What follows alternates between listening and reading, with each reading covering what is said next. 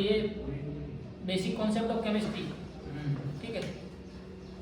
ऐसा कोई separate chapter नहीं है एनडी में, बट बेसिक कॉन्सेप्ट के बहुत सारे क्वेश्चन पूछे जाएंगे, ठीक है। स्टोइकियोमेट्री से रिलेटेड हो, मॉल से रिलेटेड हो, number of atoms, number of molecules, percentage composition, तो इसी तरह के कुछ क्वेश्चन है तो बेसिक कॉन्सेप्ट ऑफ केमिस्ट्री, ठीक है। मिक्स क्वेश्चन रहेंगे, हमेशा कुछ क्वेश्चन आते हैं मुझे जनरल कॉन्सेप्ट, और ये टेस्ट में किया हुआ है। पहले क्वेश्चन डिस्कस किया था ना, दोबारा करते हैं, बोलो।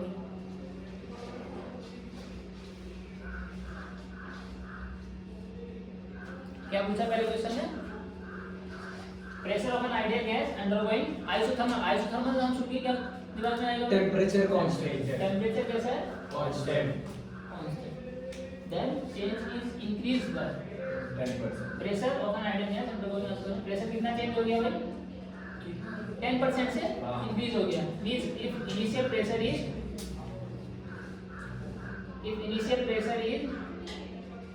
P, then final कितना हो गया? Final pressure P plus 10% of P, ठीक है। 10% से इंक्रीज हो गया, तो पूछ रहा है कि वॉल्यूम में कितना चेंज होगा? Volume of the gas must decrease by, अच्छा ये पता है जब कांस्टेंट टेम्परेचर हो, टेम्परेचर कांस्टेंट हो तो कौन सा लॉ एप्लीकेबल होता है गैसेस में? हां, which law is applicable at constant temperature? Boyle's, हां, Boyle's law. According to Boyle's law at constant temperature pressure is inversely proportional to volume. कितना होता है? ठीक है, प्रेशर अगर इंक्रीज किया तो ऑब्वियसली वॉल्यूम कैसा होगा? डिक्रीज होगा। तो ये पूछा कितना डिक्रीज हुआ है, तो if pressure is this is initial pressure is P1 and final pressure is, initial pressure को P1 से डिनोट कर देना है, this is P1, this is P2, ठीक है। P1 अपॉन P2, अच्छा 10% से इंक्रीज हुआ, मींस 10% कितना होता है भाई? 1/10, ठीक है। तो ये कितना हो जाएगा? P2 कितना होगा? If this is P plus 10% कितना होगा? 0.1 होगा, ठीक है। कितना हुआ है total? 1.1।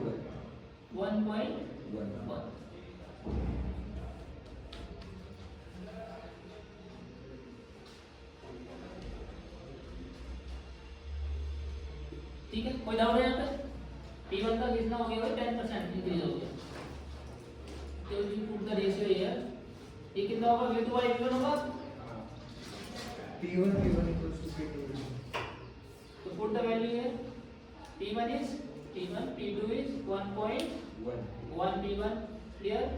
Volume V2 by V1, check करो V2 by V1 का रेशियो कितना है? P1 कट हो जाएगा, हाँ कितना आएगा ये? 0.9, V2 by V1 कितना आएगा? बोलो 1/1.1। 10/11 ना। If I want to ask you how much percentage is V2 by V1 means V1 कितना चेंज हुआ? जैसे टू V1, इसी को परसेंटेज में कन्वर्ट करना है तो 100 से क्या करोगे? मल्टीप्लाई करोगे, तो परसेंटेज V2 by V1 कितना आएगा भाई? 1/1.1 into 100, और इसको जब कैलकुलेट करोगे तो कितना आएगा ये?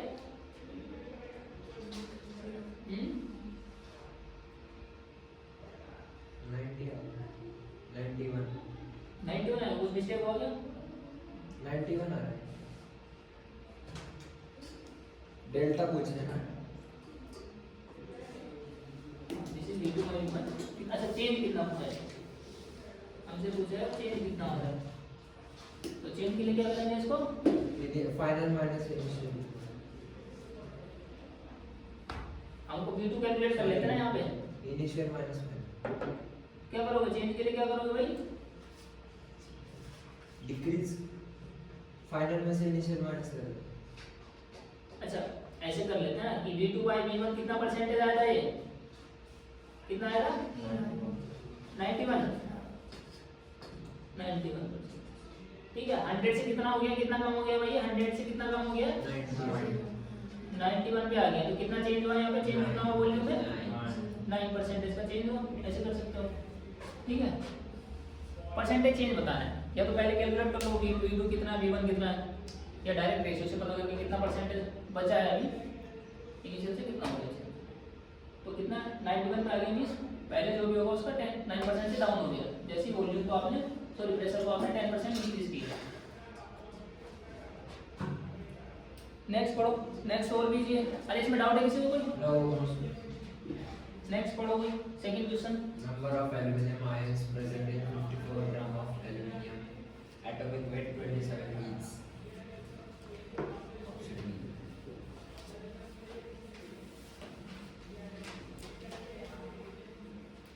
एल्यूमिनियम आयंस कितने होंगे, किसमें पूछा है, 54 ग्राम एल्यूमिनियम में, 54 ग्राम एल्यूमिनियम में आयंस कितने बनेंगे। आयंस पूछ ले, एटम्स पूछ ले, ठीक है। आयंस का ऐसा तो है नहीं वेट कम हो जाएगा, जस्ट इलेक्ट्रॉन कम होगा भाई, 3 इलेक्ट्रॉन कम हो जाएंगे और उसका वेट कितना ही कम हो जाएगा।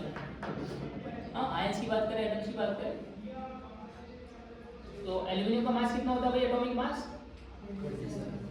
27, ठीक है, ग्राम पर मोल। मोलर मास की बात करेंगे, उसे कितने आयंस होंगे, how many moles are in there in 54 gram. This is given weight, moles n is equals to weight upon molar weight या मोलर मास। वेट 54 अपॉन 27, कितना मोल्स आया भाई, 2 मोल्स। 2 मोल्स में क्या पूछा है, what is the number of aluminium ions present in 54 gram of, ठीक है। एटम ऑब्वियसली एल्यूमिनियम एटम दिया है तो उसके अंदर एटम्स होंगे, आयंस होंगे, मॉलिक्यूल तो नहीं आएगा ना, ठीक है। और 1 mole carry 1 mole, how many atoms, 1 mole 6.02. I have got the number 6.02 into 10 raised to power 23. If I ask you how many ions or atoms will be there of aluminium in 2 moles, 12 into so 10 to the if power in 2 23. moles it will be 2 into 23. 12.04. जैसे इसको multiply करोगे कितना हो जाएगा, 6 to 12.04, उसको 1 decimal place पे shift करोगे, जैसे 0 को कितना हो जाएगा ये 1.2 into 10 raised to power 24, almost 1.2 रहेगा, 1.204। कौन सा ऑप्शन करेक्ट हो जाएगा, D option will be correct, ठीक है भाई। तो ऐसे ये एक्सप्लेन करने के लिए जैसे क्वेश्चन में आएगा मैं इतना दिन नहीं लिखूंगा, मुझे कितना पता है कि भाई माइंड में कैलकुलेट हो गया, मोल भी कितना है, मास कितना है, डिवाइड कर दो, वेट जितना दिया उसको मोलर मास से डिवाइड करो, सीधी कैलकुलेशन आ रहा है। 54 है 27 होता है, वहां पे दिया हुआ मिलेगा, डिवाइड करो 2 मोल्स आया, 1 मोल में आपका तो नंबर 2 मोल में 2 into n है, 2 into n करोगे तो डायरेक्ट नंबर पता लग जाएगा। तो टाइम सेव करने के लिए तो जितनी कैलकुलेशन इजी है दिमाग में करो, माइंड में कैलकुलेशन, टाइम नहीं लगाना है, जो क्वेश्चन इजी हो सकते हैं। जहाँ पे लग रहा है कुछ कैलकुलेशन ऐसी है तो उसको बाद में करने का और पेपर पे अगर करना पड़ेगा। क्वेश्चन नंबर 3, हाँ जी पढ़ो। Note the following balanced chemical कोई reaction. बैलेंस केमिकल रिएक्शन आपके पास, ठीक है, पढ़ो आगे। 2CO plus O2 will give 2CO2. Reaction तो लिख लीजिए ना, 2CO, which of the following statement is significant in the relation to the chemical equation। पहले एक बार रीड कर लेते हैं क्या क्या स्टेटमेंट दिया हुआ। स्टेटमेंट फर्स्ट में क्या कह रहा है, अच्छा पहले रिएक्शन देख लेते हैं। रिएक्शन तो वैसे स्टोइकियोमेट्री के हिसाब से चलेगी, मींस यहां पे स्टोइकियोमेट्रिक कोएफिशिएंट 2 है, this means 2 moles of carbon monoxide 2 moles of CO reacts with Oxygen 1 mole of oxygen gas for complete reaction will produce 2 moles of carbon dioxide। अब पढ़ो नंबर 1 पढ़ो। हाँ जी One can add to a vessel only 2 mole of carbon monoxide. Check करते हैं कि ये बात सही है गलत है। 1 can add to a vessel, एक कंटेनर लिया आपने, ठीक है, 2 moles ऑफ CO ऐड किया आपने, क्या लिखा हो भाई, वेसल कैन ऐड टू अब ऐसा only 2 moles of CO for each mole of O2 added. अगर मैंने कंटेनर में 1 मोल O2 लिया है, 1 मोल लिया है, तो I can add only 2 mole of CO. No. क्या भाई, अगर मैंने 1 मोल, इसका मतलब ये है कि 2 मोल से तो यहाँ 1 मोल रिएक्ट करेगा, लेकिन क्या ये जरूरी है कि मैंने अगर 1 मोल ऑक्सीजन को रिएक्शन कराया है तो मुझे 2 मोल ही लेना पड़ेगा? मेरी मर्जी में कितना रिएक्शन कराना चाहता हूँ, कितना अमाउंट प्रोड्यूस करना है मुझे प्रोडक्ट का, उसके हिसाब से अपना CO को चेंज कर सकते हैं। जरूरी थोड़ी है 2 मोल, मैं 1 मोल के साथ भी करा सकता हूँ। तो जो वर्ड लिखा हुआ can, one can add to vessel only 2, no, it can be added another moles. Suppose I want to make a reaction with 1 mole of CO, somebody else will want to make it for 5 moles. ठीक है, first statement is it is wrong. Now come to second. No matter how much of these two reagents, means starting material की बात कर रहा है, reactants की, no matter how much of these two reagents are added, मतलब वैसा container में कितना भी ऐड करो, तो 1 mole of CO2 is consumed. No. Reaction क्या कह रही है? Reaction tells us that 1 mole of O2 required for reacting 2 mole of carbon. तो क्या 1 मोल अगर लूंगा तो क्या कोई भी मोल ले सकता हूँ मैं? कितना भी अमाउंट ले सकता हूँ? No. If I want to make this complete reaction, then 1 mole will require 2 mole. ठीक है, अगर 5 मोल लेना है मुझे 5 मोल, तो इसका 10 मोल लेना पड़ेगा. तो इस बात पे डिपेंड करेगा, नो मैटर से कैसे हो जाएगा भाई, इट डज मैटर कितना अमाउंट ले रहा है, उसके हिसाब से प्रोडक्ट बनेगा और उसके हिसाब से ही दूसरा एलिमेंट रिएजेंट रिएक्ट भी करेगा. तो second statement is also wrong, incorrect. और third, When they react, carbon monoxide reacts with oxygen molecule. when they react means इस अकॉर्डिंग रिएक्शन के अकॉर्डिंग जब रिएक्शन होती है रिएजेंट में CO प्लस ऑक्सीजन में, किस रेशियो में रिएक्ट कर रहे हैं? 2:1. क्या ये बात सही है भाई? हाँ. चेक करो, this is 1 mole here, means 2 mole of CO react with 1 mole of oxygen to produce 2 mole of carbon dioxide. तो ये बात तो सही है. ये किस रेशियो में रिएक्ट करेंगे हमेशा? 2:1. यहाँ पे 2:1. अगर मैं 0.5 मोल भी लेता हूँ इसका, 0.5 मोल, तो उसके हिसाब से ये 1. ठीक है, उसके हिसाब से ये भी कम लगेगा. मैंने इसको किससे डिवाइड किया? 2 से डिवाइड किया ना, इसको 2 से डिवाइड करेंगे तो सॉरी 4 से डिवाइड किया, इसको करेंगे तो कितना आएगा? हाँ जी 0.25 आएगा ना. ठीक है, अभी भी तो 2:1 के रेशियो में है, तो रेशियो तो हमेशा फिक्स रहेगा इनका 2:1. अगर बोल देता 3:1 या 1:2 तो वो भी रॉन्ग हो जाता. मींस अभी तक ये स्टेटमेंट तो करेक्ट है ना, दिस स्टेटमेंट इज करेक्ट. सोने का नहीं भाई, तो डी पढ़ो. when 2 mole of carbon monoxide and 1 mole of oxygen are placed in a vessel, कितना मोल डाला है CO का भाई? 2, और O2 का 1 मोल डाला है in a vessel. They will react to give 1 mole. अरे कैसे 1 कहाँ भाई?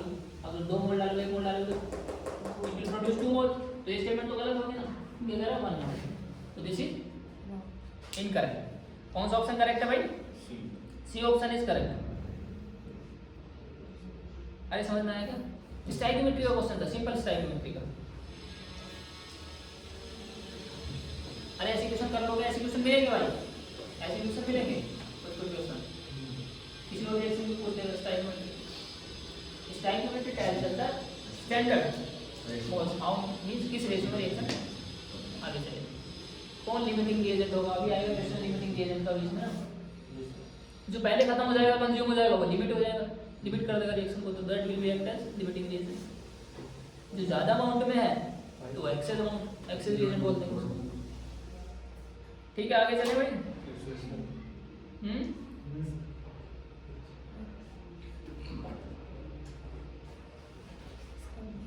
पढ़ो question number 4.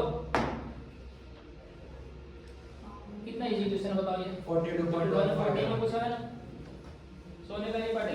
Option A. How many grams of MgCO3 will contains 24 gram of oxygen. MgCO3 की बात कर रहे हैं. Magnesium carbonate MgCO3. Molar mass भी दे रखा है, कितना दे रखा है नीचे देखो 84 पॉइंट. मोलर मास कितना? 3 ग्राम पर मोल. ठीक है, how many gram of magnesium carbonate contain 24 gram of oxygen. कितना ऑक्सीजन इसमें कह रहा है कि सॉरी 24 ग्राम ऑक्सीजन है तो कितना ग्राम कार्बोनेट होगा मेरे पास मैग्नीशियम का, ठीक है। कितना ग्राम ऑक्सीजन है इसके पास, गिवन कितना है भाई, ऑक्सीजन कितना है 48 और 24 ग्राम ऑफ ऑक्सीजन, ठीक है। हमें बताना है कि 24 ग्राम का O2 है तो how much this 24 gram of oxygen will be in how much of carbonate. देखो कैसे बता सकते हो, यूनिट मेथड से सिंपल कर सकते हो, फॉर्मूला लगाने की जरूरत नहीं है। हां ऑक्सीजन का मॉलिक्यूलर मास 48 है इसमें। हां देखो यहां पर इस क्वेश्चन के इसके अकॉर्डिंग मैग्नीशियम कार्बोनेट के अकॉर्डिंग मैग्नीशियम कार्बोनेट का वेट कितना है 84 ग्राम का हुआ है। इसमें ऑक्सीजन की अमाउंट कितनी है 48 gram. If I ask you 84 gram magnesium carbonate contain how many gram of oxygen to you will tell me, ठीक है। कितना ऑक्सीजन है भाई, ऑक्सीजन का मास कितना है 1 ऑक्सीजन का 16, कितना ऑक्सीजन है 3, तो ऑक्सीजन कितना है हमारे पास 48 ग्राम ऑफ ऑक्सीजन। ये कितने अमाउंट ऑफ मैग्नीशियम कार्बोनेट में है 84, ठीक है। Means 48 gram oxygen is found in 84 gram 0.3 gram of MgCO0। यही तो बताना है मुझे। अगर ये 24 ग्राम होगा तब ये कितना होगा भाई, हाँ इसको रिवर्स करके लिख सकते हो, मींस 84 ग्राम कंटेन इसमें तो ऑक्सीजन, ठीक है। इसको रिवर्स करके लिखेंगे हम, रिवर्स करके लिख देते हैं means 84.3 ग्राम मैग्नीशियम कार्बोनेट है कितना भाई 48 ग्राम ऑफ ऑक्सीजन, ठीक है। तो 1 gram magnesium carbonate will have 48 upon 84.3। नहीं हमने कुछ चेंज किया क्या, चेंज करो। हमको दिया हुआ कितना है, एक्चुअली कितना दिया हुआ है 24 ग्राम दिया हुआ है। इसको मैं अगर रिवर्स करके लिख दूं 1 ग्राम और 2 विल है 0.3 ग्राम अपॉन 48, ऐसे लिख सकते हो क्या भाई, ऐसे लिख सकते हो क्या, हाँ 1 ग्राम और 2 will be found 1 gram of oxygen only, oxygen atom will be there in इस मतलब अमाउंट ऑफ मैग्नीशियम कार्बोनेट। कितना है हमारे पास 24 ग्राम, तो 24 ग्राम के लिए कितना मैग्नीशियम कार्बोनेट आएगा 84.3 अपॉन 48 इंटू 24। अरे समझ में नहीं आया, दोबारा बताएंगे। समझ गए सर, नहीं आया जी, समझ गए सर। Simple unit method. हमसे पूछा मैग्नीशियम कार्बोनेट है, ठीक है, उसका मास ले लिया। मैग्नीशियम कार्बोनेट में पूछ रहा है अगर ऑक्सीजन 24 ग्राम है तो मैग्नीशियम कार्बोनेट का वेट कितना होगा, ठीक है। फॉर्मूले के अकॉर्डिंग 84 ग्राम में कितना मास है भाई ऑक्सीजन का 48, अगर ये 24 होगा तब मास कितना होगा बस ये बताना है। तो सिंपल यूनिट की कैलकुलेशन क्या, ठीक है। कितना आएगा कैलकुलेट करके बताओ ये 42.15। 42.15 कौन सा ऑप्शन करेक्ट होगा, ए ऑप्शन इस तरह, ठीक है।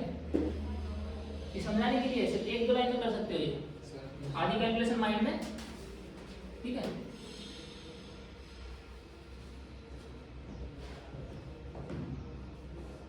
नेक्स्ट क्वेश्चन 5 रीड करो, इतना खुद से रीड करो एक बार।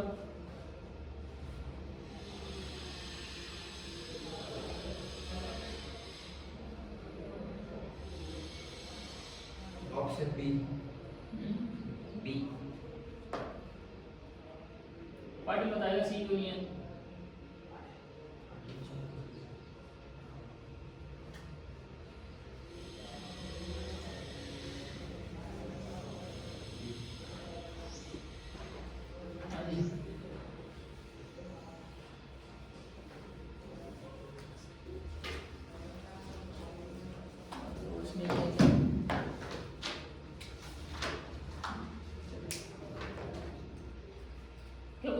of carbon dioxide that undergoes transformation from solid to liquid. Sir please कौन सा भाई सॉलिड है क्या? ठीक है, वैसे सॉलिड CO2 ड्राई गैस होती है, लेकिन जैसे क्वेश्चन ने बोला उसके अकॉर्डिंग चलेंगे। CO2 कैसे है हमारे पास? सॉलिड है, इसका ट्रांसफॉर्मेशन हो रहा है भाई किसमें? CO2 यस लिक्विड में हो रहा है। हाँ भाई, तो क्या चेंजेस होता है? क्या मास चेंज होता है? नहीं सर अरे मास अगर तुमने 1 kg लिया है तो गैस में भी 1 kg तो रहेगा। हां sir mass can neither be created nor be, this is the law of conservation of mass. ठीक है, first statement is incorrect. Second में पूछा चेंज इन डेंसिटी, क्या डेंसिटी चेंज होती है क्या? होती है इसमें डेंसिटी चेंज होगी क्या? हां अरे सॉलिड से लिक्विड चला गया, नेक्स्ट डेंसिटी चेंज होगी। Density means heaviness of light, mass upon volume. जैसे तुम मेल्ट किया तुमने तो वॉल्यूम थोड़ा चेंज हुआ ना, गैस में और ज्यादा चेंज होगा, तो वॉल्यूम जितना ज्यादा चेंज होगा डेंसिटी कम नहीं हो जाएगी। डेंसिटी क्या होता है?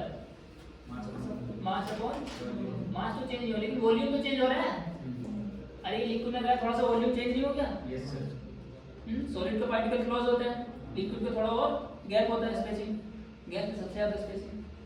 वॉल्यूम जैसे चेंज हो गया तो डेंसिटी तो चेंज हो गई नहीं हो गई? मींस सेकंड स्टेटमेंट करेक्ट है। थर्ड भी देख लो भाई, थर्ड में क्या कह रहा है? Change in composition. Composition means formula में चेंज हो गया। ये कह रहा है कि CO2 की कंपोजिशन, अरे कंपोजिशन कैसे चेंज हो जाएगी? अगर कंपोजिशन चेंज होगी फिर वो CO2 रहेगा क्या? It is just a physical change, state change हो रहा है, तो सी भी गलत है। थर्ड डी में क्या कह रहा है? No change in physical properties no change in physical property में चेंज क्यों नहीं हो रहा? चेंज हो रहा है भाई, स्टेट चेंज हो रही है, मेल्ट हो गया, लिक्विड से सॉलिड से लिक्विड आ गया, वॉल्यूम भी चेंज हो गया। तो डी भी गलत है। कौन सा ऑप्शन करेक्ट है भाई? B B option only correct, a change in density. Read करो 6 क्वेश्चन, जहां पर डाउट हो पूछना भाई, ठीक है। कोई कंपाउंड है X2O3, कोई भी हो सकता है, मेटल हो सकती है, सोडियम हो सकता है, कार्बोनेट हो सकता है भाई, सॉरी ऑक्साइड है ना, तो मेटल ऑक्साइड हो सकता है, नॉन मेटल ऑक्साइड हो सकता है। कंटेन ऑक्सीजन, कितना oxygen? 31.58%। By weight the atomic mass of X is, कौन करेगा इसको बताओ? कर सकते हो क्या इजीली? यस दिलजीत कैसे करते बताओ तो कैसे करते हैं? कार्तिक, ओम, अभिनव, मस्त सोने का। कोई कंपाउंड है हमारे पास, ठीक है। परसेंटेज का दे रखा है, किसका? ऑक्सीजन का दे रखा है भाई। ऑक्सीजन कितना परसेंटेज है? 31.58। क्या पूछ रहा है? एटॉमिक मास x का, इसका मास पूछ रहा है भाई, इसका मास कितना है? इसका मास पूछ रहा है। परसेंटेज मास कैलकुलेट करना नहीं बताया था तुमको मैंने, परसेंटेज मास कैलकुलेट करना नहीं बताया। इसका मास सपोज मान लेता हूं, इसका मास कितना है भाई? लेट इसका मास कितना है भाई? m मान लेते हैं, थोड़ी देर के लिए m मान लेते हैं, ठीक है। तो इसका भाई पूरे फॉर्मूले का मास कैसे कैलकुलेट करोगे मुझे बताओ? मोलर मास कैसे कैलकुलेट करोगे? एटॉमिसिटी ऑफ x हां भाई, x का मास कितना है into atomicity twice plus plus atomicity of oxygen 3 oxygen का कितना है भाई? 16 कितना आ गया molar mass? 2m plus plus 14, ठीक है। मुझे m की वैल्यू कैसे निकालनी है? परसेंट ऑक्सीजन की हेल्प से करेंगे ना, ऑक्सीजन दे रखा है, कितना परसेंटेज है? कैसे निकालते हैं परसेंटेज किसी भी एलिमेंट की? किसी भी कंपाउंड के अंदर एलिमेंट की परसेंटेज निकालनी है तो कैसे निकालते हैं भाई? 48 डिवाइडेड बाय 2m प्लस 48 क्या करेंगे? मास ऑफ, अगर ऑक्सीजन की परसेंटेज निकालनी है मुझे तो मास of oxygen divided by molecular mass of compound mass of oxygen upon total mass, total mass of compound या इसी को क्या बोल दूं? मोलर मास हां इनटू 100 बताओ परसेंटेज कितना दे रखा है? 31.58 मोल ये मास ऑफ ऑक्सीजन कितना है भाई? 48 फॉर्मूला में मास ऑफ ऑक्सीजन इन कंपाउंड कितना मास है भाई? 48। ऐसे तो निकल के आएगा ना परसेंटेज कंपोजिशन। टोटल मास कितना है?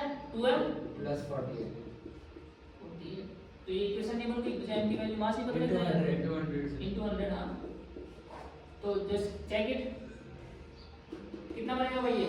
सर कॉम्प्लेक्स हो गया और तो कॉम्प्लेक्स हो गया। हां वर्क कॉम्प्लेक्स सॉल्व करने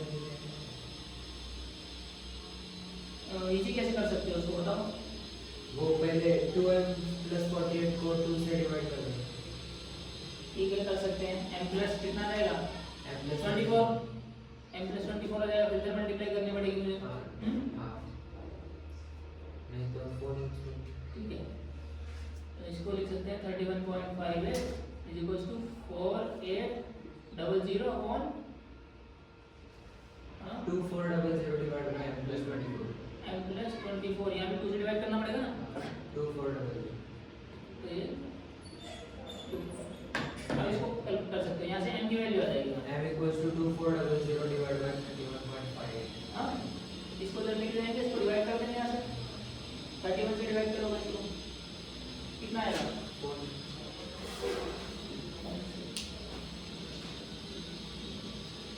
इसका नहीं है, हाँ इसका मेरा 45 आया था और आप ये गलत किए 45 मैंने गलत किया है।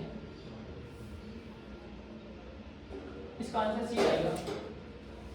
कितना आएगा भाई 52.00 तो कैलकुलेट कर लेना एक बार ना ग्राम पर नो। कितना आएगा मास भाई 52 ग्राम जो एक से 52 ग्राम। और अगर पूछ ले तुमसे कि इसका फॉर्मूला क्या है AN2 कौन सा बनेगा भाई साहब 52 किसका मास है हाँ कौन से एटम का मास है भाई एलिमेंट का अरे एल्यूमिनियम 27 एटॉमिक नंबर कितना मास होता है इसका 52 उसका ऑक्साइड क्या बनता है AN2 यही है पता चल गया ना यहाँ से मास से ठीक है। और वही पूछ सकते हैं आपसे मास पूछ लिया यहाँ पे परसेंटेज कंपोजिशन जब दे दिया ऑक्सीजन तो सिंपल फार्मूला लगाऊंगा मुझे मास पता लग जाएगा ना यहाँ से सर डायरेक्ट लिख सकते हैं सर क्या बिना कैलकुलेशन किए AN2 3 अरे यार ऐसे जरूरी थोड़ी है किसी और का दे दिया तो तब कैसे करोगे अगर तुम ऐसा गेस कर पा रहे हो तो कर सकते हो।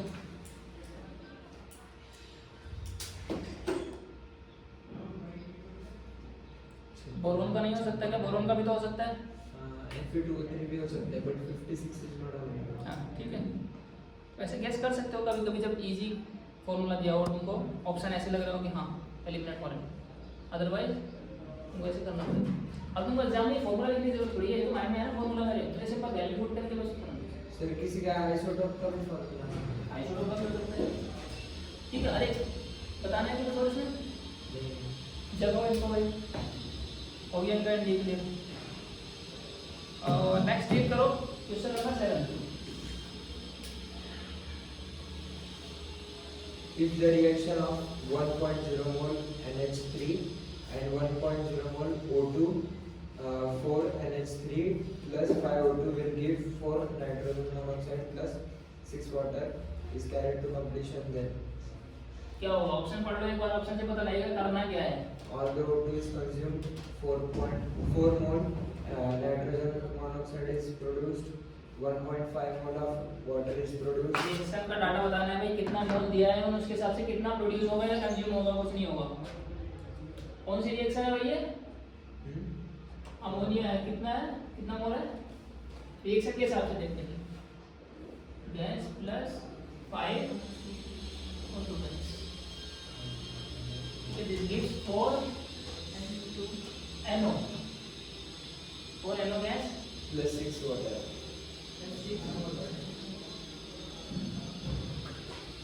कितना मोल दिया है मुझे गिवन कितना है 1.0 mol of NH3 1 mole ammonia and 1 mole oxygen ठीक है। मोल दिया है कितना मोल दिया 1 मोल ये 1 मोल दिया। स्टोइकियोमेट्री coefficient स्टोइकियोमेट्री क्या बता रही है 4 mol of ammonia will react completely with how many mole of oxygen 5 mol of completely react करेगा भाई तब प्रोड्यूस होगा 4 mole of NO and 6 mole of H2O water ठीक है। चेक कर लेते हैं पहले क्वेश्चन में कह रहा है ऑल O2 is consumed कितना दिया हुआ है 1 मोल दिया है 1 मोल अगर मुझको ये 4 मोल दिया है ये 5 मोल होगा तब तो कंप्लीट रिएक्शन होगी अदरवाइज नहीं होगा। 1 मोल अमोनिया है तो 1 मोल अमोनिया के लिए क्या मुझे 1 मोल ऑक्सीजन से काम होगा नहीं 5 अगर मैं ये डिवाइड करके भी देखूं मींस अगर ये 4 मोल, अगर 1 मोल लिया है तो इसका भी 5/4 5/4 करना पड़ेगा ना, हाँ, तब पता लगेगा कितना रेट करेगा कंप्लीट रिएक्शन के लिए। हमें यहाँ चेक क्या करना है भाई, लिमिटिंग रिएजेंट। फर्स्ट ऑप्शन के अकॉर्डिंग क्या चेक करना है, all the O2 is consumed. क्या O2 कंज्यूम हुआ या नहीं हुआ है। Excess by 1. अगर लिमिटिंग रिएजेंट होगा तो फुल कंज्यूम हो जाएगा, एक्सेस होगा तो बचा रह जाएगा। लिमिटिंग रिएजेंट कैसे चेक करते हैं, या तो इसकी स्टोइकियोमेट्री से सबको एक बार डिवाइड करके दे दो, या फिर यूनिटरी मेथड से चेक कर लो। लिमिटिंग रिएजेंट के लिए कैसे चेक करूंगा भाई, कितना मोल है, 1 मोल, इसकी स्टोइकियोमेट्री से डिवाइड कर दो, इसको इसकी स्टोइकियोमेट्री से डिवाइड कर दो,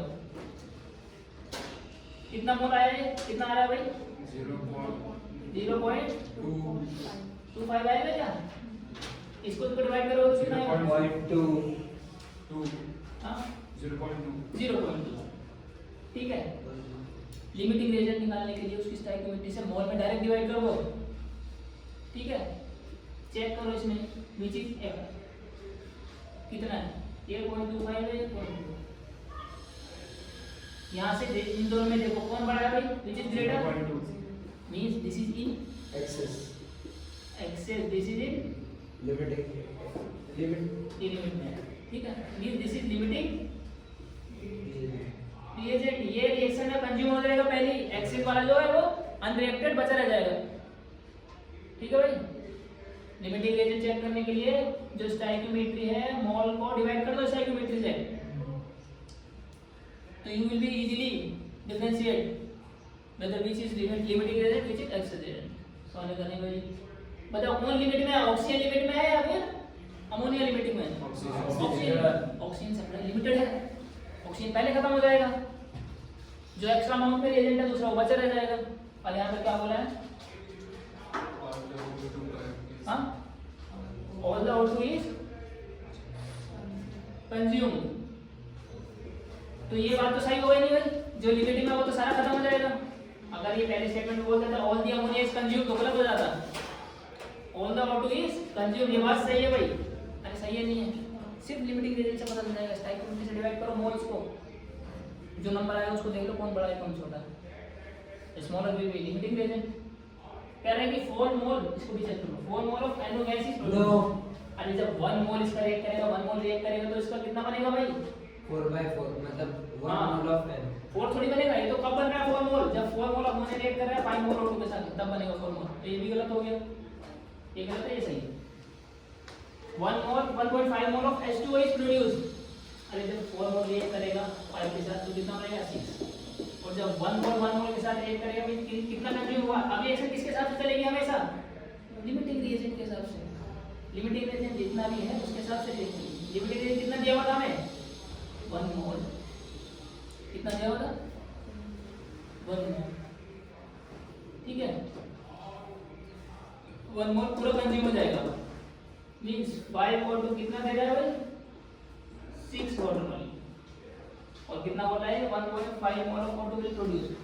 अगर 5 मोल रिएक्ट करेगा तो कितना बनेगा 6, और अगर 1 रिएक्ट करेगा तो 6/5, इसकी वैल्यू कितनी आएगी 1.2 हां 1.2 2, क्या 1.5 है ये नहीं है ना भाई, ये भी गलत हो गया। कहना all the ammonia is consumed, all the ammonia is consumed, अरे ये तो एक्सेस में ही बचा रहेगा भाई अनरिएक्टेड, मींस 0.2 रिएक्ट करेगा तो 0.2 इसका रिएक्ट कर लेगा, कितना बचा रह जाएगा 0.05, तो एक्सेस में रह जाएगा नहीं, तो स्टेटमेंट डी भी इनकरेक्ट। सोने का नहीं भाई, इजी क्वेश्चन है, बस कॉन्सेप्ट क्लियर कर रहे हैं तुम्हारे, अगर अभी नहीं कर पाओगे तो नहीं होने करेंगे फाइनली। सोने का एग्जाम, अरे ऐसे लिखने से क्या फायदा होगा बताओ।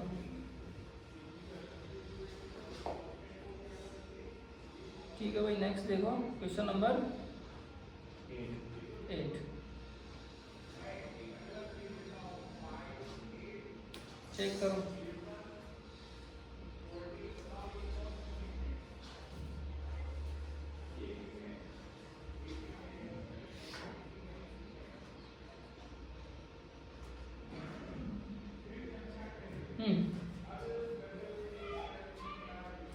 क्वेश्चन नंबर 8 में क्या कह रहा है, पढ़ो एक बार loudly. Ammonia NH3 obtained from different sources always has the same proportion of nitrogen and hydrogen. It proves the validity of law of reciprocity. हाँ जी अभिनव, कौन सा हुआ? ये कौन से लॉ की बात कर रहा है भाई? कौन से लॉ की बात कर रहे हो क्वेश्चन? कह रहा ammonia is obtain from different source, अलग अलग सोर्स से लाया, लैब में बनाया अमोनिया, कहीं से नेचुरली निकल रहा है वहां से कलेक्ट कर लिया, अलग अलग मेथड से बनाया, हैवर प्रोसेस से बनाया, ठीक है, डिफरेंट सोर्स से बनाया है, same proportion of nitrogen and hydrogen. हमेशा अमोनिया अगर है, हमेशा इसमें नाइट्रोजन और हाइड्रोजन का परसेंटेज कितना होगा भाई? By mass. What is the mass of nitrogen? 14:3. 14. 3 hydrogen will have mass of 3. So what is the ratio is 14:3. ठीक है, कहीं से भी लेके आओ भाई, किसी भी सोर्स से प्रोड्यूस करो, उसको प्रिपेयर करो। If it is ammonia, pure ammonia, then the ratio of the element nitrogen and hydrogen will always be fixed, definite. That will always be 14:3 by their mass. मास का रेशियो कितना होगा? This is the law of definite proportion या फिर constant proportion. ठीक है भाई, कौन सा ऑप्शन करेक्ट है? कांस्टेंट। मल्टीपल प्रोपोर्शन में क्या होता है? डिफरेंट डिफरेंट कंपाउंड होते हैं, अलग अलग 2 एलिमेंट कंपाउंड। रेसिप्रोकल में क्या होता है भाई? 3 एलिमेंट कंबाइन, 2 एलिमेंट कंबाइन करेंगे आपस में, फिर तीसरा उनके साथ कंबाइन करेंगे। ठीक है, क्वेश्चन में बोल दिया तुमसे same fix ratio, same ratio means question में समझ जाओ तुरंत कौन से क्वेश्चन की बात कर रहा है। क्वेश्चन नंबर 9 3 क्या? What is the number of moles of H2 required to saturate 1 mole of benzene? What is the formula of benzene में? हां जी, what is the formula of benzene? अरे C6H10 होता है, C6H12. हां जी, C6H6. C6H6. This double bond, one benzene have 3 pi bond. One benzene have 3 pi bond. This is unsaturated. जिस भी molecule में pi bond हो, डबल बॉन्ड, उसको क्या बोलते हैं भाई? Unsaturated compound. पूछ रहा है कि कितना मोल हाइड्रोजन की रिक्वायरमेंट होगी to saturate 1 mole of benzene. 1 mole की बात कर रहा है, मींस 1 बेंजीन है, 1 मॉलिक्यूल 1 मोल ऑफ बेंजीन। ठीक है भाई, अगर मुझे इसका हाइड्रोजनेशन कराना है, ठीक है, कंप्लीट हाइड्रोजन के लिए, कंप्लीट सैचुरेशन के लिए मींस मुझे सारे पाई बॉन्ड को रिड्यूस करना पड़ेगा। तो जब पाई बॉन्ड हटेंगे, ये पाई बॉन्ड हटेगा, ऐसे यहाँ भी हाइड्रोजन लगेगा और यहाँ पे, ठीक है भाई, यहाँ भी हाइड्रोजन बनेगा, ये hydrogen, this is hydrogen, this is hydrogen, this is cyclohexane. कितना हाइड्रोजन की रिक्वायरमेंट है यहाँ पे? 3 mole of H2. You require 6 hydrogen atom to saturate completely this one benzene. ठीक है, means you have to balance it by 3. कितना mole hydrogen require होगा भाई 3 मोल के लिए? वो 1 मोल बेंजीन के लिए, क्योंकि एक मॉलिक्यूल में 3 हाइड्रोजन लग रहे हैं, 6 हाइड्रोजन लग रहे हैं, मींस 3H2 लग रहे हैं, 3 वाटर 6 वाटर मॉलिक्यूल 3H2। ठीक है, इसका पूछा है H2 कौन सा है, H2 का मोल कितना होगा? तो 1 मोल के लिए 3 मोल लगेगा। Matter around us, question number 10। Matter around us can exist in 3 different form. ये भी देखो कितना इजी क्वेश्चन है, 16 में पूछा हुआ है 2016 में भाई। ऐसे ऐसे क्वेश्चन मिस कर दोगे तो कैसे बनेगा? हाँ, कंप्रेसिबिलिटी पूछ रहा है भाई, कंप्रेस किसको इजीली कंप्रेस कर सकते हो? सॉलिड या गैस या लिक्विड? सबसे ज्यादा हाई कंप्रेसिबिलिटी किसकी होती है? गैस। अरे गैसेस का मॉलिक्यूल दूर दूर होता है, लेकिन इजी कंप्रेस है। जब फुटबॉल में गैस भरते हो कैसे भरते हो? कंप्रेस करके तो भरते हो, ठीक है, बहुत सारी एयर तुमको उसको कंपैक्ट कर देते हो। सिलेंडर में लिक्विड को बहुत नेग्लिजिबली कंप्रेस कर सकते हैं, बहुत लेस अमाउंट में, वेरी लेस, ठीक है। सॉलिड को तो कंप्रेस कर ही नहीं सकते क्योंकि पार्टिकल ऑलरेडी टाइटली पैक्ड है, बहुत क्लोज है। कौन सा ऑप्शन होगा भाई? कंप्रेसिबिलिटी सबसे हाई, करेक्ट ऑर्डर, ठीक है, B option is correct. Read question number 11। The compound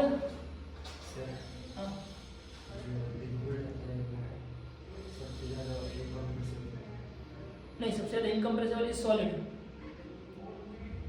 The least incompressible is solid.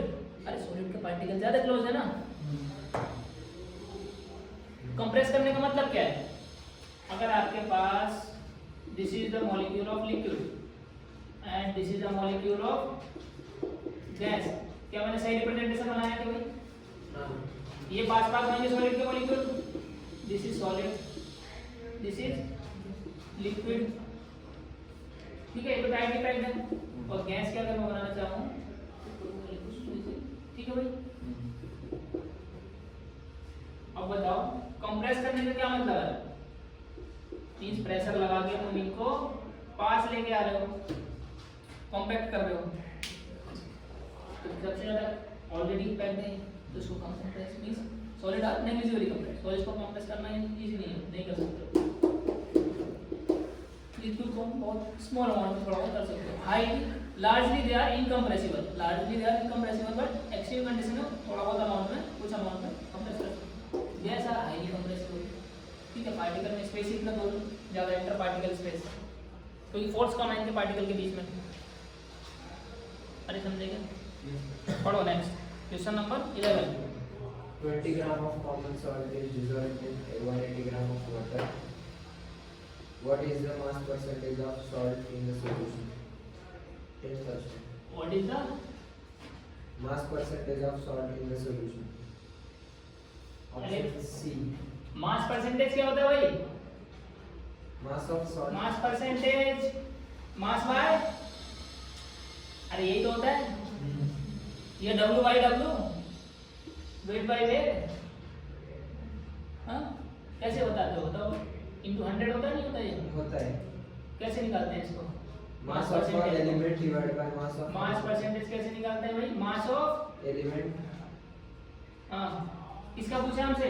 NaCl salt का पूछा है. तो means mass of salt divided by Upon? mass of compound. हाँ जी, ये Solution. Mass of salt means ये solute. Mass of solute upon mass of Solution solution. into 100. बताओ भाई कितना आएगा ये? अरे इधर कैलकुलेट कराओ साथ में, तभी समझ में आएगी चीजें. 1/9. सोल्यूट का मास कितना दिया हुआ है? सॉल्ट कितना है? 20 ग्राम. सॉल्ट कितना है?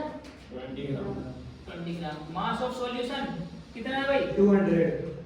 अरे 180 दिया है. कितना दिया है? वाटर है, वाटर 200. 180 ग्राम क्या है भाई? That is the solvent. समझे क्या? सॉल्यूशन कैसे निकालते हैं भाई? सॉल्यूशन का मास कैसे निकलेगा? Mass of solvent plus mass of solute. Solute plus, Solvent. अरे दोनों को ऐड करोगे तभी तो सॉल्यूशन बनेगा. वॉल्यूम की बात करो या मास की बात करो? और जब वाटर की बात कर रहा है, किसकी बात कर रहा है? वाटर की. तो वाटर का वॉल्यूम किसके बराबर होता है भाई? मास के बराबर. क्यों? डेंसिटी वाटर की कितनी है भाई? Density 1 gram per. डेंसिटी होती है 1 ग्राम पर सेंटीमीटर क्यूब. तो जहाँ डेंसिटी 1 है, मास और वॉल्यूम सेम नहीं हो जाएंगे फॉर्मूले में? तो मास को इंटरचेंजेबली वॉल्यूम के साथ यूज कर सकते हो इन केस ऑफ वाटर. या किसी भी लिक्विड की डेंसिटी अगर 1 है तो हमें मास दे रखा है ना ग्राम में. ठीक है, याद रखना होगा. कितना आएगा भाई सॉल्यूशन का मास? कितना आएगा? 200. 20 सॉल्ट है प्लस 180 कितना वाटर, कितना हो गया? 200 ग्राम हो गया. तो अपन में क्या रखोगे अब? 180 मत रख देना भाई साहब. 180 रख के आएंगे कई लोग गलत करेंगे. कितना रखना है? 200. Mass of solution.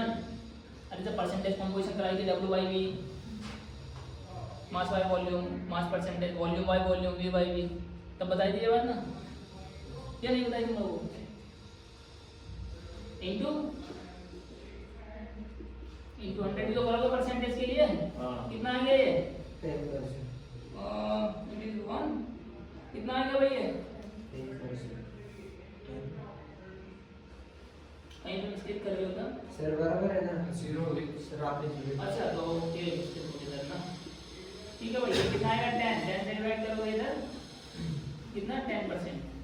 कितना आया भाई परसेंटेज? मास परसेंटेज कितना है? कौन सा ऑप्शन करेक्ट है भाई? C option. ऐसे इजी क्वेश्चन आएंगे भाई. 17 में पूछा है ना. अरे क्लियर है क्या? पढ़ो क्वेश्चन नंबर 12 कंपाउंड दे देता हूँ कोई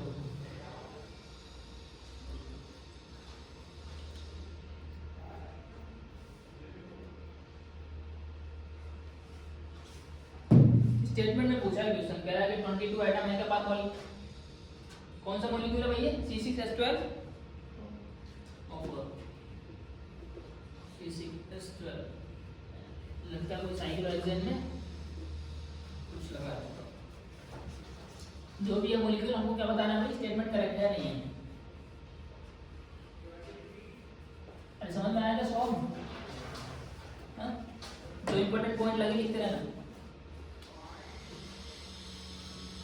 C6H12O4 क्या पूछा कह रहा है स्टेटमेंट 1 में कि 22 आइटम पर मोल एक मोल में 22 आइटम्स अरे ऐसा हो सकता है क्या अच्छा मैं सिंपल पूछूं this is one molecule if this is one molecule इसमें how many total items are there एक मॉलिक्यूल में 6 हाइड्रोजन 6 तो कार्बन है 12 कितना है भाई हाइड्रोजन है 4 ऑक्सीजन है टोटल आइटम्स कितने हुए हां 22 है टोटल किसमें एक मॉलिक्यूल में एक सिंगल मॉलिक्यूल में कितने एटम है और ये क्या कह रहा है 22 किसमें वन में पता कितने होंगे अवोगाड्रो नंबर के बराबर इनटू अवोगाड्रो नंबर तो दिस इज इनकरेक्ट अरे करेक्ट है इनकरेक्ट है Incorrect. अब सॉरी मस्त तो I the mass percentage of hydrogen so mass percentage of hydrogen as compare to percent of carbon mass percentage निकालना है किसका हाइड्रोजन का with respect to compare to hydrogen carbon अरे हाइड्रोजन कितना है इसमें 12 इनटू मास कितना होता है 1 कार्बन कितना है 6 कार्बन का मास कितना होता है क्यों क्या गलती को उसको लगा देखो इधर कितना आएगा भैया हाँ 1 by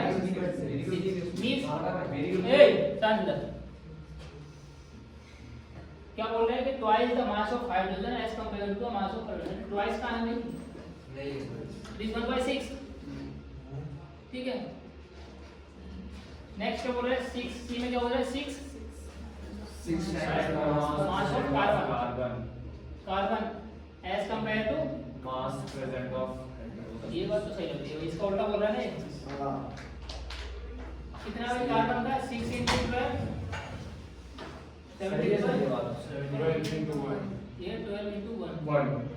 ठीक है भाई सही है 6 times the mass of carbon is as compared to hydrogen ये बात तो सही लग रही है हाँ। सी स्टेटमेंट सही लग रही है डी में बोलो Twice the mass. Hydrogen as compare to oxygen Oxygen. हाइड्रोजन का कितना भाई 12 एटम है 1 मास है इनका हर एटम का ऑक्सीजन कितने एटम्स है भाई 4 what is the mass of one single atom 12 अपन ये कितना आएगा भाई So that's okay. 64 क्या बोला क्वेश्चन में thrice the mass of hydrogen thrice अगर इसको थ्राइस लिखते हैं 4 से डिवाइड करते हैं तो इसको करेंगे तो गलत हो गया ना भाई ये कह रहे thrice the mass of hydrogen as compare to the mass of oxygen ठीक है दिस इज आल्सो कौन सा करेक्ट है भाई ये वाला C option. सी ऑप्शन ये भी गलत है ये भी गलत है ये भी अरे समझ में आया क्या सब आ रहा है नहीं सर एग्जाम में बताएंगे पढ़े पढ़ो What is formula of anhydrous sodium carbonate? कौन सा क्वेश्चन करना है अरे ऊपर 30 पे रहेगा ना The proposition equal volumes of different gases contains equal number of अरे ये कौन सा लॉ है भाई ऐसी स्टेटमेंट पूरा डायरेक्ट लिखा ना डेफिनेशन क्या होगा तो नंबर की अवोगाड्रो नंबर में क्या होता है भाई हां टेंपरेचर भी कांस्टेंट है प्रेशर भी कांस्टेंट कहता है कि वॉल्यूम गैस का कैसा होगा भाई कांस्टेंट बराबर होगा अगर दे हैव कंटेन सेम मोल मोल अगर सेम है क्या बोल रहा है equal volume of different gases contain equal number of molecules at the same temperature and pressure ये बात सही है ना भाई जब मोल्स बराबर होंगे तो मॉलिक्यूल्स बराबर ठीक है कौन सा लॉ है Avogadro next for 14 What is formula mass of anhydrous sodium carbonate? अरे ये कौन बता सकता हूँ? सोडियम कार्बोनेट क्या होता है? Bindis. Sodium anhydrous sodium carbonate पूछ रहा है भाई साहब। अरे फॉर्मूला पता होगा तब तो मास बताओगे। एटॉमिक मास भी दे दिया है। ऑक्सीजन का कितना है? सोडियम। एनहाइड्रस सोडियम कार्बोनेट, इसी को क्या बोलते हैं भाई? Sodium carbonate soda soda S बोलते हैं। सोडा। This is anhydrous. और हाइड्रेटेड फॉर्म कौन सी है इसकी? Na2CO3.10H2 into decahydrate 10H2O।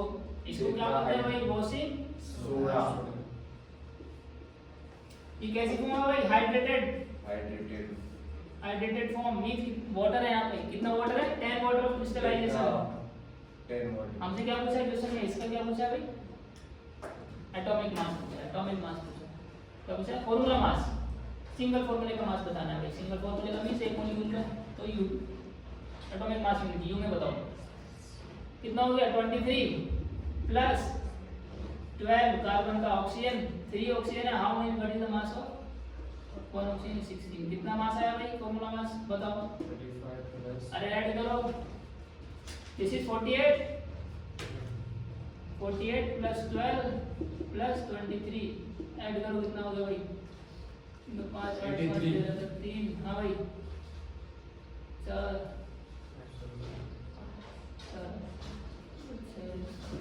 कितना आ गया?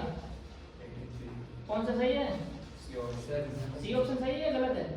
सर वो Na2CO3 आएगा ना। ओके ओके हाँ ये अरे Na2CO3 है मिस्टेक हो गई।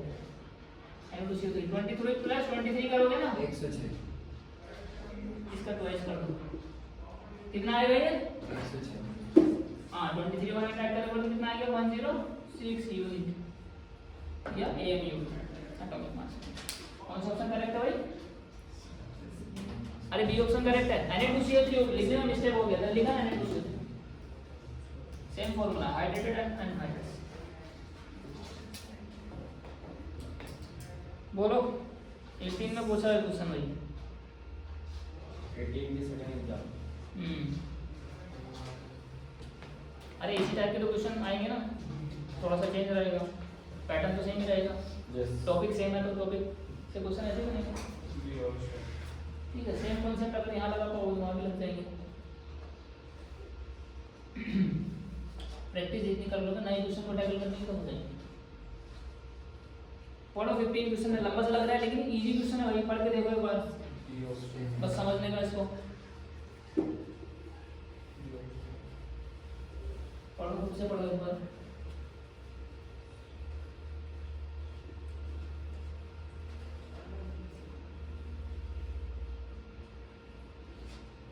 कितने क्वेश्चन आने वाले हैं? 20 तो 60 into 20 क्वेश्चन आना होता है ना 15 केमिस्ट्री का।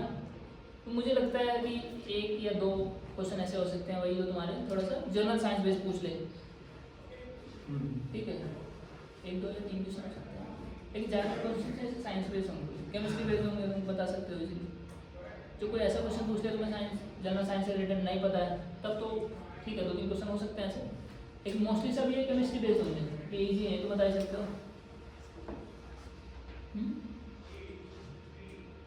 और हो सकता है कि सारे के सारे कर दो। वो तो एक्सेप्शन केस बता रहा हूँ तुमको कि हो सकता है 2-3 क्वेश्चन ऐसे नए लगे तुमको पता ही ना हो। करंट अफेयर से रिलेटेड कुछ बोलते चल रहा हो जैसे E20 चल रहा है तुमको इथेनॉल का ही बता दिया है। हाँ जी E20 means 20% of ethanol in how much petrol is there 80%। Ethanol का फॉर्मूला क्या है? What is the formula of ethanol? C2H5OH। इसी को क्या बोलते हैं? Ethyl alcohol. इथाइल अल्कोहल ठीक है भाई। और सेम अमाउंट ऑफ इथेनॉल और पेट्रोल को बर्न करोगे तो एनर्जी कहाँ पर ज़्यादा मिलेगी? पेट्रोल या इथेनॉल में? सेम अमाउंट ऑफ इथेनॉल और पेट्रोल का कंबशन करोगे तो एनर्जी कहाँ ज़्यादा रिलीज होगी? पेट्रोल में भाई साहब। इसी तो माइलेज कम है इथेनॉल का। कैलोरिक वैल्यू बोलते हैं उसको। क्या बोलते हैं? Caloric value. ठीक है पढ़ो क्या क्वेश्चन है? भी लग रहा है चेक करते हैं। एक स्टेनलेस स्टील चैम्बर है कोई कंटेनर हमारे पास है कोई कंटेनर है, गैस भरा तो ऑब्वियसली क्लोज करना पड़ेगा कंटेनर में, तो गैस तो सारी बाहर आ जाएगी। ठीक है, इसके अंदर कौन सी गैस डाल दी है? ऑर्गन गैस डाल दी है। गैस एट टेम्परेचर T, कोई टेम्परेचर है भाई, T टेम्परेचर में है। कह रहे हैं कि इसका प्रेशर कितना है? P। गैस के अंदर ये जो ये प्रेशर लगानी होगी, दैट इज द प्रेशर। कितना प्रेशर लगानी है? P is the pressure of this gas, organ gas. ठीक है, inert gas. The total number of organ atom, total number of organ atom in the chamber is n। कितने organ atom है भाई? कितने atom है organ के? n। Now organ gas in the chamber is replaced by carbon dioxide। इस gas में क्या कर दिया भाई? ऑर्गन को बाहर निकाला, क्या डाला? CO2। And the total number of CO2 molecules in the chamber is n/2। यहाँ पर ये तो एटम था, ये मॉलिक्यूल है, तो इसके मॉलिक्यूल्स होंगे इसमें। कितने मॉलिक्यूल्स हैं? मींस मॉलिक्यूल पहले से कितने होगा? ऑर्गन के थे n, यहाँ पर कितने होगा? हाफ होगा। क्या बोला आगे? CO2 molecules in the chamber is now n/2 at the same temperature। Temperature अभी कितना है भाई? T। The pressure in the chamber is now P dash। Pressure भाई चेंज हो गया, कितना हो गया? P dash हो गया। वो बेसिकली जो गैस को तुमने चेंज किया और मॉलिक्यूल भी चेंज हो गए हैं। यहाँ पर n थे, यहाँ पर n/2 थे, तो ज्यादा नंबर ऑफ एटम्स, ज्यादा नंबर ऑफ मॉलिक्यूल्स हैं। वहाँ पर एटम है, यहाँ पर मॉलिक्यूल, तो प्रेशर चेंज हो गई होगा। ठीक है, क्या कह रहे हैं कि which of the following relation hold true? बहुत गैस आ रहा है ideal gases. Option C. P और P डैश में रिलेशन बताना है कि भाई P और P डैश इन दोनों में क्या रिलेशन है। ठीक है, तो ऐसे हाफ है, इक्वल है, कैसे पता चलेगा भाई? अरे आइडियल गैस की इक्वेशन क्या होती है बताओ तो? PV = nRT। हाँ जी, टोटल नंबर ऑफ मॉलिक्यूल्स। जब मॉलिक्यूल्स हाफ हो गया तो मोल भी तो हाफ हो गए होंगे। ठीक है, ये तो कांस्टेंट है भाई, गैस कांस्टेंट। टेम्परेचर में कोई चेंज हुआ है क्या? तो ये भी कैसा है? कांस्टेंट। ठीक है, और क्या कांस्टेंट है? ये कांस्टेंट है क्या भाई? बताओ क्या वॉल्यूम? कांस्टेंट ही। अरे वॉल्यूम क्या होता है? गैस जितना वॉल्यूम स्पेस ऑक्यूपाई करेगी। कंटेनर सेम है, अभी भी सेम कंटेनर है, तो गैस कंटेनर का वॉल्यूम ऑक्यूपाई कर लेगी। दोनों का वॉल्यूम भी क्या है? फिक्स है। तो क्या चेंज है भाई यहाँ पे? सिर्फ कितना चेंज हुआ है बताओ? If it is P is directly proportional to n। ठीक है भाई, P is directly proportional to n, moles या फिर मॉलिक्यूल्स की बात कर सकते हैं। ठीक है, ये सब कैसे होगा भाई? ये तीनों क्या है? कांस्टेंट है। अरे टेम्परेचर उसने बोला है, टेम्परेचर चेंज नहीं हुआ है, ये तो कांस्टेंट है ही। वॉल्यूम कंटेनर का चेंज नहीं हुआ, वॉल्यूम कंटेनर सेम है। ठीक है, और यहाँ पे भाई P डैश किसके प्रोपोर्शनल आएगा? अरे n/2 है, मॉलिक्यूल हाफ हो गया ना, तो यहाँ पे PV को इसमें नाम लगाओ तो n मोल से मॉलिक्यूल हाफ हो गया तो मोल भी हाफ हो गया। कितना आएगा ये? ठीक है, what is the relation is? क्या रिलेशन आएगा भाई? P डैश में पूछा तो पहले P डैश को लिखते हैं ना, P डैश अपॉन P कर लेते हैं, तो कांस्टेंट से कांस्टेंट करेगा, जो भी कांस्टेंट आएगा प्रोपोर्शनलिटी को हटा के क्लोज हो जाएगा। This is n/2 upon n है ना। So what is the relation? P dash equals to P/2। ये कितना आएगा भाई? 1/2। तो means P dash is equals to 1/2। अरे प्रेशर कैसा हो गया है? हाफ हो गया इनिशियल प्रेशर का। प्रेशर कितना हो गया है? हाफ हो गया। तो which statement holds true? C option is the. अरे क्या क्या सिंपल पेनल्टी तो रखा हमने। ठीक है, कुछ चेंज नहीं हो रहा है ना, तो टेम्परेचर चेंज हो रहा है ना वॉल्यूम चेंज हो रहा है। ऐसा मत सोचने का कि गैस के मॉलिक्यूल कम हो गए तो वॉल्यूम चेंज हो जाएगा। गैस का वॉल्यूम मॉलिक्यूल पे डिपेंड नहीं करता है। गैस का वॉल्यूम डिपेंड करेगा कितना स्पेस ऑक्यूपाई किया है। इस गैस के इस अगर रूम पूरा क्लोज्ड है, इस रूम के अंदर आप 5 लीटर गैस भी रख सकते हो, 1 लीटर गैस भी रख सकते हो, उसका वॉल्यूम दोनों का क्या होगा? सेम होगा। क्यों? क्योंकि गैस के मॉलिक्यूल क्या होता है? Always continuous motion. ठीक है, सारा का सारा वॉल्यूम ऑक्यूपाई कर लेंगे, चाहे आप उसमें रखो 1 लीटर या रखो 10 लीटर। ठीक है, the volume of the room will be occupied totally by the gas. Volume इसलिए चेंज नहीं, कोई डाउट है क्या?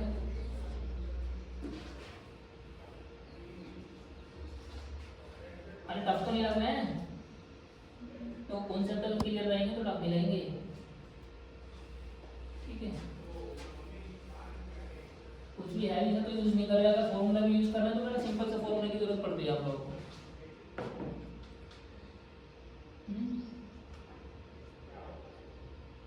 नंबर 15 क्वेश्चन हो गया ना।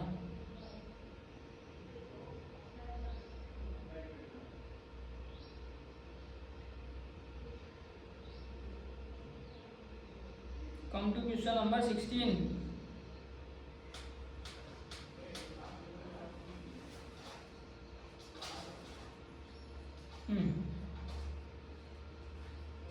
The formula for conversion between Fahrenheit and Celsius. अरे इसको नहीं पता भाई, 9th क्लास में सिखाते हैं बच्चों को। Fahrenheit and Celsius में क्या रिलेशन होता है टेम्परेचर कन्वर्जन में? Fahrenheit equals to 9/5 into degree Celsius. Degree Celsius is equals to 5/9 Fahrenheit degree Fahrenheit minus 32. This is the relation between Celsius and Fahrenheit. एक रिलेशन और होता है भाई, डिग्री सेल्सियस एंड केल्विन में 270. ठीक है, डिग्री सेल्सियस को केल्विन में लेके जाना है तो आपको केल्विन में कैसे आएगा ये भाई? 0 degree 273. इस डिग्री सेल्सियस में क्या ऐड कर दोगे? 273. तो this will be temperature in Kelvin. Kelvin.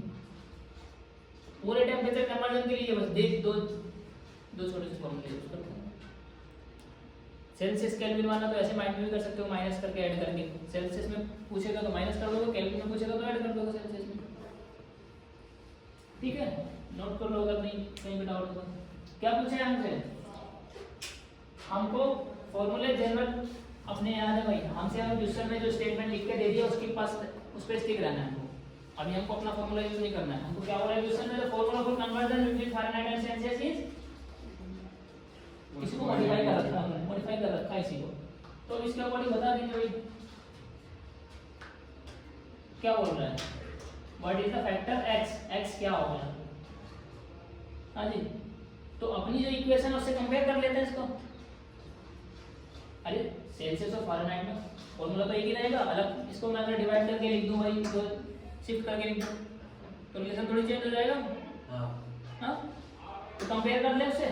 F equals to वैसे तो अगर मुझे ये क्वेश्चन पता है तो मैं डायरेक्टली बता सकता हूँ। उन्होंने डिग्री फारेनहाइट बराबर लिखा है, तो अगर इसको शिफ्ट में करूंगा तो कितना आएगा भाई? F equals to इसको इधर करते हैं 9/5 into degree Celsius plus 32. इनको डालो इसमें। This is 9/5 degree Celsius is equals to Fahrenheit minus 32। Fahrenheit is equals to में रखना है हमको, तो degree Fahrenheit is equals to 32 उधर जाएगा भाई। हाँ, प्लस में जाएगा ना, प्लस 9/5 डिग्री सेल्सियस। इसी फॉर्म में दे रखा है क्या कुछ? बोलो।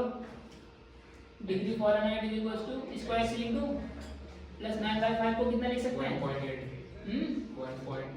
1.8 डिवाइड करके लिखोगे तो ये एक्स फैक्टर क्या है भाई? 32. ठीक है, ठीक है।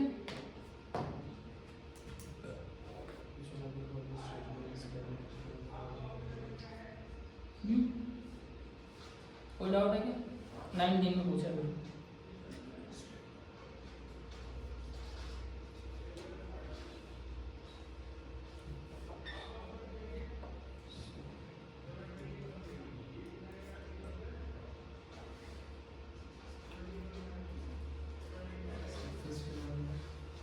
धीरे सर तो आना पड़ेगा, डंडा लेके तब तक ही जाएंगे तो।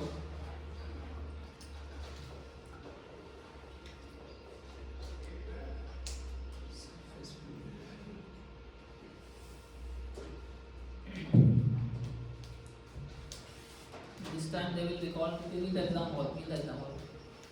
They will recall, oh यार मैं तो सो रहा था।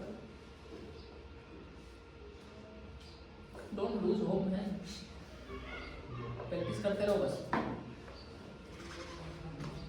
प्रैक्टिस करेगा वो उसको आएगा, वो बढ़ेगा, वो बढ़ेगा, नहीं बढ़ेगा तो उसको कहाँ से आएगा? सही बात। क्योंकि सब लोग पढ़ रहे हैं ना भाई, यहीं थोड़ी है कंपटीशन, ऑल ओवर इंडिया है, कहीं ना कहीं बैठ के लोग पढ़ रहे हैं।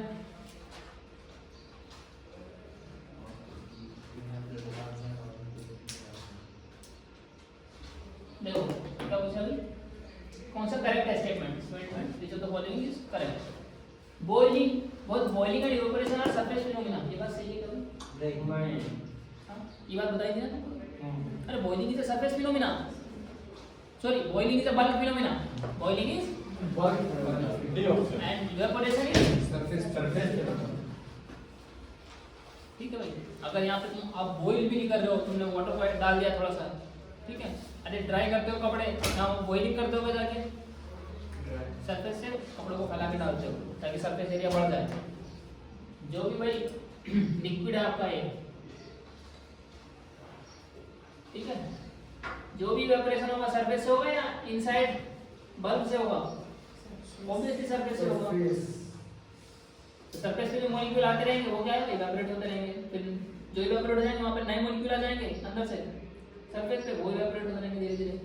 अगर बल्ब फिनोमेना होता तो जैसी बाल्टी में आपने रखा बकेट में सारा पानी हो जाना चाहिए था फिर तो।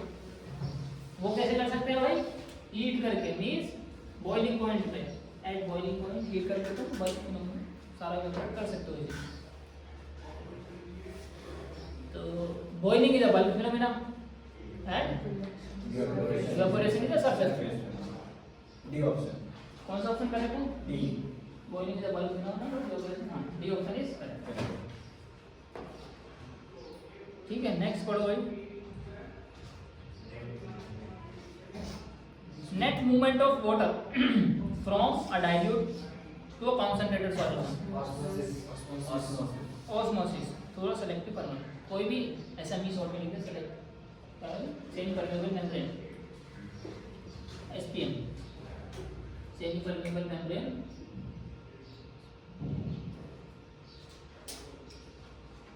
तो जब किसी भी सेमी परमेबल मेम्ब्रेन के थ्रू किसी भी सॉल्यूशन को आप पास कराओगे, ठीक है, तो हमेशा मूवमेंट कहाँ से कहाँ होती है? Dilute to concentrate.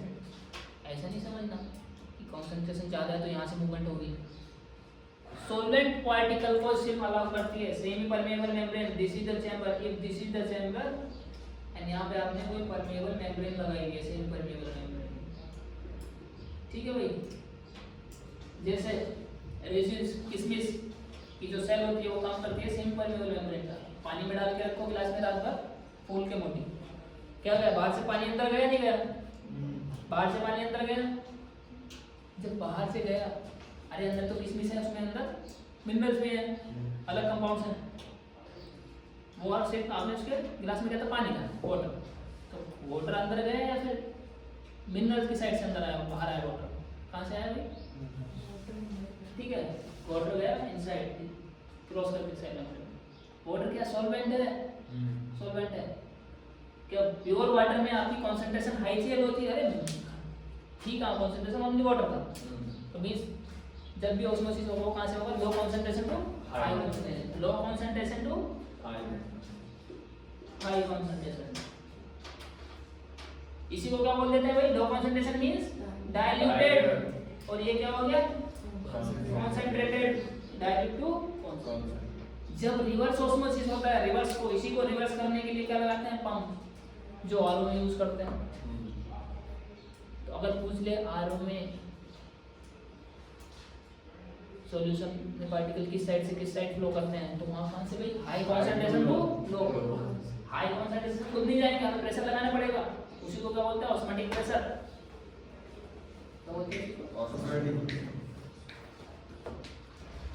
Means osmotic pressure से ऊपर जब लगाया जाता है तब आरओ रिवर्स ऑस्मोसिस। ठीक है भाई, तो क्या पूछा है इसमें? हाँ, डिफ्यूजन क्या होता है? डिफ्यूजन होता है मिक्सिंग, इंटरमिक्सिंग ऑफ पार्टिकल्स। वो सबसे हाई गैस में होता है, लिक्विड में उससे कम टेम्परेचर के साथ बढ़ता है। एब्जॉर्प्शन, एब्जॉर्प्शन, एब्जॉर्ब कर लेना, ठीक है। Means if you have put, you have seen rasgulla, sponge rasgulla, ठीक है, उसको डालो चाशनी में, it will absorb the solution of the sugar, that is absorb किया आपने वाटर को। यही जो लिखा था आपने सोडियम कार्बोनेट डेकाहाइड्रेट, अगर ड्राई है उसके आसपास मॉइस्चर आएगा थोड़ा सा, वो एब्जॉर्ब कर लेगा पानी को, क्या बन जाएगा हाइड्रेट, डेकाहाइड्रेट बन जाएगा। हीट करोगे वही वाटर बाहर आ जाएगा, ऐसे होगा। तुमने बॉडी में पानी पिया, बॉडी ने एब्जॉर्ब कर लिया, सेल ने जितना एब्जॉर्ब करना था एब्जॉर्ब कर लिया। जैसे यहाँ बर्न होगा, आग जलेगी, यहाँ पे अगर कोई चीज़ लगेगी तो वो वाटर क्या हो जाएगा बाहर आ जाएगा। This is burning of steel.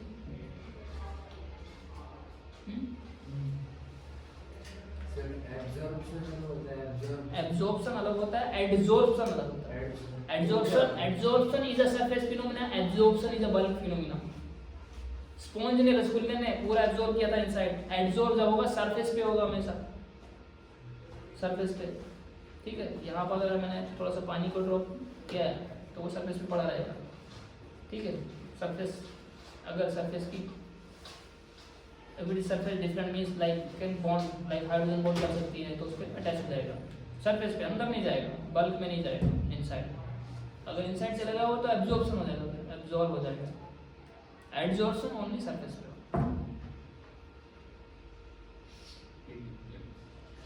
Which one of the time हो गया भाई, देखो इसको कंप्लीट कर लो, एक दो क्वेश्चन है। Which one of the following is not a monoatomic element?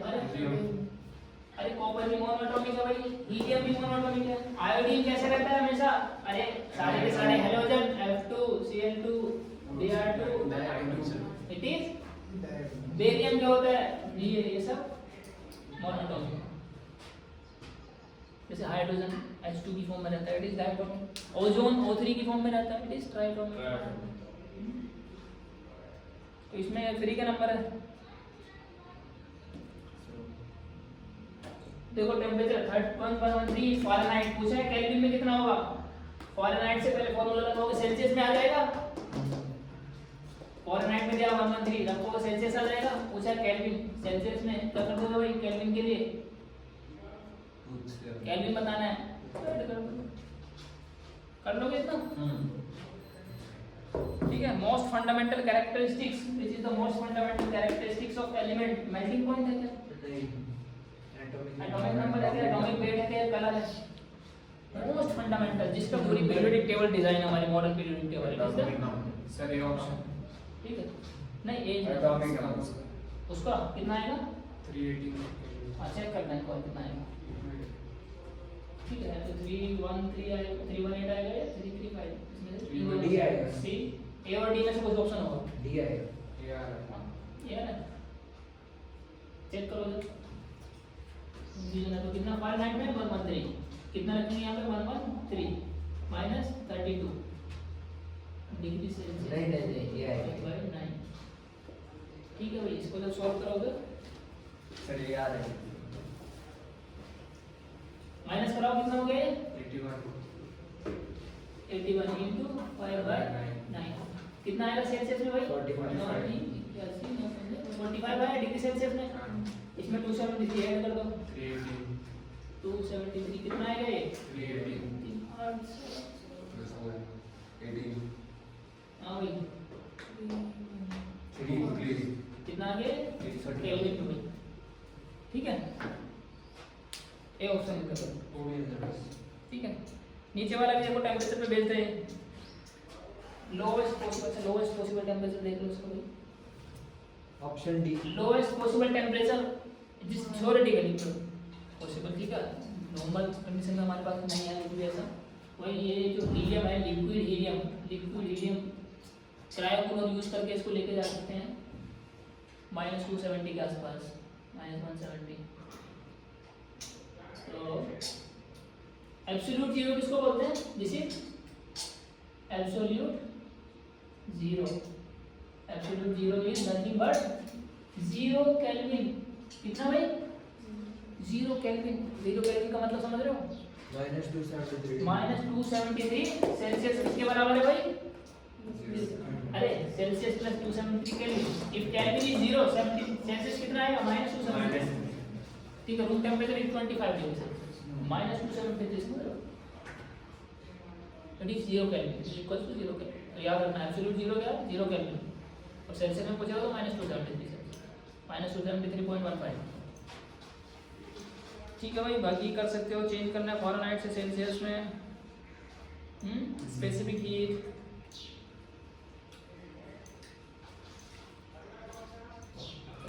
कर लेना, बाकी एक दो क्वेश्चन जो बचा है, ठीक है। सर इनको भाई जहाँ पे डाउट है तुम्हें नहीं हुए कुछ क्वेश्चन तो उनको सॉल्व करो बैठ के, ठीक है, हर चैप्टर के, फिर उनको कंबाइन पूरा ऐसे मॉक टेस्ट लगाओ।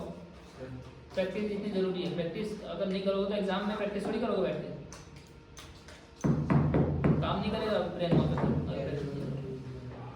एक दिन कैलोरीमेट्री में कैलोरीमेट्री में क्वेश्चन पूछा है ये वाला, ठीक है, इसको क्वेश्चन को सॉल्व कर लेंगे फिर। The mass of the material whose specific heat is 400 और राइजिंग टेम्परेचर इतने हीट रिसीव्ड, ठीक है, कर लेंगे इसको कल।